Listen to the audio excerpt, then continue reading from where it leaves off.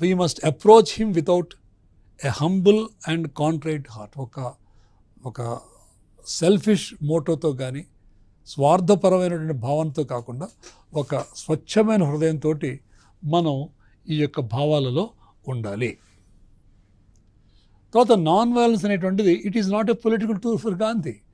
తను ఏ సత్యాగ్రహాలు అయితే లీడ్ చేశారో, భారత స్వాతంత్రం కోసం గాంధీ గారు పనిచేసినప్పుడు దానిలో ఒక రాజకీయ ఎత్తుగడలాగా, రాజకీయ అవసరంగా గాంధీ గారు ఎప్పుడు కూడా ఈ అహింసను వాడలేదు.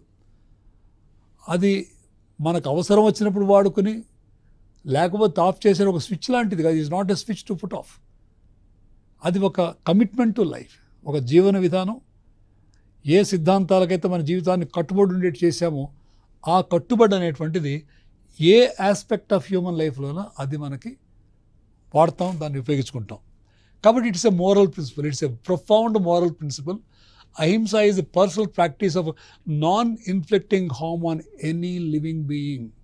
ఒక మనుషుల పట్లే కాదు, చెట్ల పట్ల కానీ, పక్షుల పట్ల కానీ, జంతువుల పట్ల కానీ, ఏ ప్రాణికైనా కూడాను ఎటువంటి హాని జరపకుండా ఉండటమే. ఈ హాని జరపకుండా ఉండటం అనేటువంటిది ఫిజికల్ హార్మ్ మాత్రమే కాదు. అవతల వాళ్ళ కనుక మనం ఒక దుర్భాషలు ఆడటం కూడా వైలెన్సే అది. సో మానసికంగా కూడా వాళ్ళ పట్ల ఎటువంటి నెగిటివ్ థాట్ కూడా రాకూడదు మనకి.